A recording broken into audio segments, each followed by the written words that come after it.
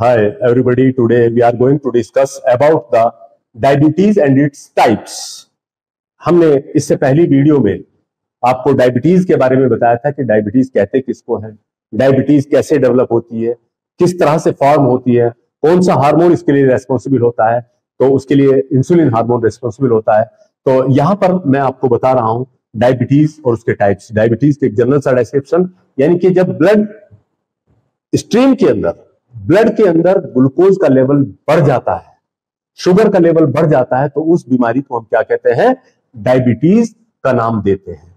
Diabetes जो है देखिए जनरली दो टाइप्स, यानी कि इसके हम टाइप्स देखते हैं, टाइप्स ऑफ डायबिटीज।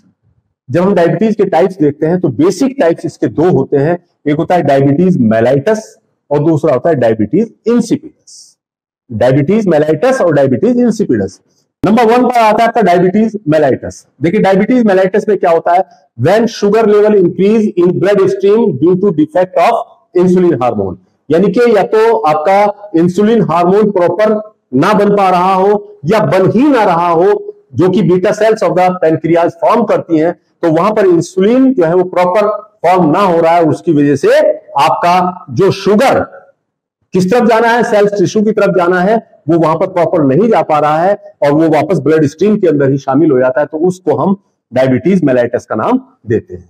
दूसरा डायबिटीज इंसिपिडस। डायबिटीज इंसिपिडस किसको कहते हैं, when sugar level normal, blood sugar level जो है आपका नॉर्मल है, लेकिन किडनीज जो है आपका अपना फंक्शन प्रॉपर नहीं कर पा रही। ब्लड शुगर लेवल नॉर्मल चल रहा था, लेकिन किडनी जो है वो अपना काम जो है प्रॉपर नहीं कर पा रहा है। तो इसलिए क्योंकि जिस वक्त जो है आपका किडनी फंक्शन करती है, किडनी फंक्शन करती है, तो उसमें कुछ अच्छी चीजें और कुछ खराब चीजें जो है आपका किस तरफ जाती है, किडनी की तरफ जाती है। जो अच्छी चीजें हैं वो वापस जो है एब्जॉर्ब कर ली जाती है, और जो ज्यादा हो जाती है ब्लड के अंदर, जो खराब हो जाती है, जैसे यूरिया, यूरिक एसिड और एक्सेस ग्लूकोज, वो यूरिन के रास्ते बाहर नॉर्मली निकलते रहते हैं, लेकिन वो किस तरह से निकलते हैं और किस तरह से एब्जॉर्ब होते हैं। लेकिन जब जो है आपका किडनी प्रॉपर फंक्शन ना कर रहे हो, किडनी जो है वो आपका प्रॉपर फिल्टर ना कर रहे हो, ग्लूकोज जो एक्सेस हो गया है ब्लड के अंदर और वो किडनी उसको फिल्टर ना कर रहे हो, तो वो वापस किसके अंदर, वापस ब्लड स्ट्रीम में ही चला जाता है। तो उसकी वजह से भी वहां पर ब्लड का लेवल, ब्लड के अंदर जो है वो ग्लूकोज का लेवल इंक्रीज हो जाता है, तो वो भी आपका हाइपरग्लाइसीमिया, यानी कि इसको हम डायबिटीज इंसिपिडस की कैटेगरी में रखते हैं। यहां पर आपका ब्लड शुगर लेवल किसकी वजह से इंक्रीज हो रहा है, कि जो आपका किडनी के अंदर एक स्ट्रक्चर होती है, इसको हम नेफ्रॉन कहते हैं, अभी मैं आपको दिखा रहा हूं, उसको हम नेफ्रॉन कहते हैं। तो वो वहां से आपका सही तरीके से जो ग्लूकोज एक्सेस हुआ है उसको बाहर सीक्रेट नहीं कर पा रही है, बल्कि वापस ब्लड स्ट्रीम के अंदर ही भेज देती है। तो किडनी जो है वो सही प्रॉपर फंक्शन नहीं कर पा रही है, तो उससे ये बीमारी पैदा होती है, जिसको हम डायबिटीज इंसिपिडस कहते हैं।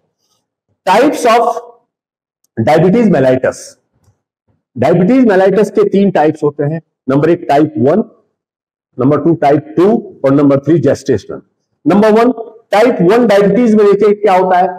टाइप 1 डायबिटीज जो है मोस्टली कॉमनली आपका बच्चों के अंदर, यानी कि 10 से 14 साल की उम्र के दरमियान जो है वो देखने को मिलता है, तो इसीलिए इसको जुवेनाइल डायबिटीज भी कहा जाता है, क्योंकि बच्चे के अंदर मौजूद होता है, तो इसलिए आपका इसको जुवेनाइल डायबिटीज भी कहा जाता है। इसमें क्या होता है कि either beta cells are not present, या तो बीटा सेल्स प्रेजेंट ही ना हो पैनक्रियाज के अंदर, जैसे कि मैंने पहले वीडियो में बताया था कि बीटा सेल्स जो है पैनक्रियाज की वो आपका इंसुलिन फॉर्म करती है, तो वहां पर वो बीटा सेल हो ही ना, बीटा सेल प्रेजेंट ना हो, या फिर जो है वो आपका सही तरीके से फंक्शन ना कर रही हो और सफिशिएंट इंसुलिन फॉर्म ना कर रही हो, तो उसकी वजह से जो आपका ग्लूकोज सेल्स और टिश्यू की तरफ पुश होना है वो वहां पर नहीं हो पाता है और वो वापस ब्लड स्ट्रीम में चला जाता है, तो उसको हम टाइप 1 डायबिटीज का नाम देते हैं। और मोस्टली ये जो है आपका जेनेटिक होता है, मोस्टली जेनेटिक होता है, जिसमें से 90% केसेस तो इम्यून मीडिएटेड होते हैं और 10% केसेस जो है इडियोपैथिक होते हैं, यानी कि 90% केसेस इम्यूनिटी या इम्यून सिस्टम के गड़बड़ाने की वजह से पैदा होते हैं और 10% जो है इडियोपैथिक होते हैं, जिनका कोई कॉज मालूम नहीं होता है। Number 2 type 2 diabetes. Type 2 diabetes जो कि 92 से 95 यानी कि 92 से 95% केसेस में देखने को मिलता है। और इससे मेल ज्यादा इफेक्ट होते हैं बमुकाबले फीमेल के। मेल अगर 2 इफेक्ट हो रहे हैं तो फीमेल 1 होती है, यानी कि 2:1, 2:1 का अनुपात रहता है। और चूंकि ये इंडिया के अंदर सबसे ज्यादा मौजूद होती है, तो इसीलिए इंडिया को आपका कैपिटल ऑफ डायबिटीज का नाम भी दिया जाता है। और इसमें क्या होता है, इसमें होता है insulin hormone production is proper but cells and tissue not accept it. यानी कि इंसुलिन का फॉर्मेशन तो सही हो रहा है, लेकिन सेल्स और टिश्यू जिनकी तरफ जो है, यानी कि जो मस्कुलर सेल्स है या आपका ह्यूमन स्केलेटन की सेल्स है या फैटी सेल्स है या एडिपोज टिश्यू वगैरह है, वो जो है अपना रास्ता नहीं खोल रही है, उनको एक्सेप्ट नहीं कर रही है। तो यानी कि वहां पर इंसुलिन रेजिस्ट हो जाता है। तो इंसुलिन काम तो कर रहा है, लेकिन सेल्स और टिश्यू उसको अपने अंदर नहीं ले पा रहे हैं, उनको वो वापस चला जाता है। जैसे मैंने पहले बताया था कि एक आदमी आपके दरवाजे के बाहर खड़ा है और खटखटा रहा है दरवाजा अंदर आने के लिए, लेकिन अगर आप दरवाजा नहीं खोल रहे हैं तो थोड़ी देर के बाद वो वापस चला जाता है। तो सेम इसी तरह से इंसुलिन तो कह रहा है कि जाइए आप सेल्स और टिश्यू में, वो सेल टिश्यू तक पहुंच भी गया, लेकिन वो उसको अंदर एक्सेप्ट नहीं कर रहे हैं। तो थोड़ी देर वेट करने के बाद वो वापस ब्लड स्ट्रीम के अंदर ही चला जाता है। तो वहां पर फिर ब्लड के अंदर जो है वो ग्लूकोज का लेवल इंक्रीज हो जाता है। तो उसी को हम टाइप 2 डायबिटीज का नाम जो है वो आपका देते हैं। Other risk factors of type 2 diabetes, type 2 diabetes के और दूसरे फैक्टर्स कौन से हो सकते हैं? नंबर 1 हेरिडेटरी, यानी कि अनुवांशिक तौर पर उसके किसी बाप दादा को ये बीमारी रही हो तो उसके साइन सिम्टम्स उसके जीन्स के जरिए उसके अंदर भी पहुंच जाते हैं और वो वहां पर डेवलप हो जाती है। नंबर 2 ओबेसिटी, यानी कि इंक्रीज वेट, बॉडी का वेट इतना इंक्रीज हो गया है तो वो ओबेसिटी की कंडीशन में आ गया है, तो उस सूरत में भी अपना प्रॉपर फंक्शन नहीं कर पाते हैं, तो वहां पर भी इंसुलिन वगैरह का डिफेक्ट हो सकता है। हाइपरटेंशन, बहुत ज्यादा बीपी बढ़ जाने की वजह से भी इस तरह की कंडीशन पैदा हो जाती है। नंबर 4 फिजिकल इनएक्टिवनेस, यानी कि इंसान जो है वो सुस्त पड़ा रहता हो, सुस्त बैठा रहता हो, कोई एक्टिविटी ना करता हो, खाने खाने के बाद टहलता ना हो और दूसरी चीजें, यानी कि वो पूरी तरह से इनएक्टिव हो, तो उस कंडीशन में भी ये आपका पैनक्रियाज प्रॉपर फंक्शन नहीं कर पाता है, तो भी आपका इस तरह की कंडीशन पैदा हो सकती है। नेक्स्ट डिसलिपिडीमिया, डिसलिपिडीमिया यानी कि आपके जो लिपिड प्रोफाइल्स हैं वो इंक्रीज हो जाते हैं, कोलेस्ट्रॉल वगैरह जो है ब्लड के अंदर बढ़ जाते हैं, तो उस कंडीशन में भी ये बीमारी जो है पैदा हो सकती है। नंबर 3 पर आता है आपका जेस्टेशनल डायबिटीज, जो कि 2 से 3% प्रेगनेंसीज के अंदर देखने को मिलता है। 2 to 3% प्रेगनेंसी के अंदर जो है वो आपका देखने को मिलता है, यानी कि वो उससे अफेक्टेड होती है। मोस्ट कॉमन कॉज क्या होता है? वो होता है आपका हार्मोनल डिस्टर्बेंस। हार्मोनल डिस्टर्बेंस में भी इंसुलिन हार्मोन का, यानी कि प्रॉपर तरह से जो है वो आपका नहीं बन रहा है।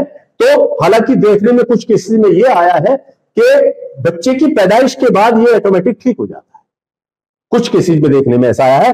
तो हार्मोनल डिस्टर्बेंस की वजह से आपका क्या होता है कि इस तरह की बीमारी पैदा होती है, और उसके अंदर डेवलपमेंटल एनोमलीज, यानी कि जो ऑर्गन्स डेवलप हो रहे हैं बच्चे के पेट के अंदर, बच्चे के अंदर जो ऑर्गन्स डेवलप हो रहे हैं वो प्रॉपर डेवलप ना हो पाए। तो हार्मोनल डिस्टर्बेंसेस की वजह से, स्पेशली इंसुलिन हार्मोन के डिफेक्ट की वजह से क्या होगा कि और फर्दर जो है डिफेक्ट्स जो है वो बच्चे के अंदर पैदा हो जाएंगे। जो बच्चा गर्भ में है तो उसके अंदर जो है डेवलपमेंटल एनोमलीज, यानी कि जो ऑर्गन प्रॉपर डेवलप होना है वो प्रॉपर उसी तरह से डेवलप ना हो, उसके अंदर कोई डिफेक्ट आ जाए। जैसे कार्डियक डिफेक्ट्स, कार्डियक डिफेक्ट्स में जैसे होता है आपका कि भाई इसका दिल के अंदर सुराख है तो वो पूरी तरह से भरा नहीं है, तो उस कंडीशन, ऐसी तरह की कंडीशंस भी वहां पर पैदा हो सकती है, जिसमें आपका फोरामेन ओवल और डक्टस आर्टेरियोसिस जो है प्रॉपर फिल नहीं हो पाते हैं, प्रॉपर रास्ता ब्लॉक नहीं हो पाता है, तो ये कंडीशन उसके अंदर पैदा हो सकती है। इसके अलावा प्री मैच्योर बर्थ भी हो सकती है, यानी कि बच्चा वक्त से पहले, समय से पहले पैदा हो जाए, या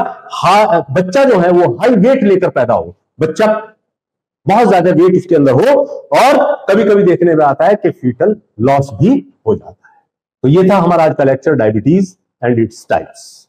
तो आगे आने वाले लेक्चर में, यानी कि डायबिटीज पार्ट 3 में हम डिस्कस करेंगे इसके सिम्टम्स के बारे में, किस तरह से सिम्टम्स इसमें आते हैं और क्यों आते हैं। इन सब चीजों को हम नेक्स्ट अपने वीडियो में डिफाइन करेंगे, तो प्लीज वेट।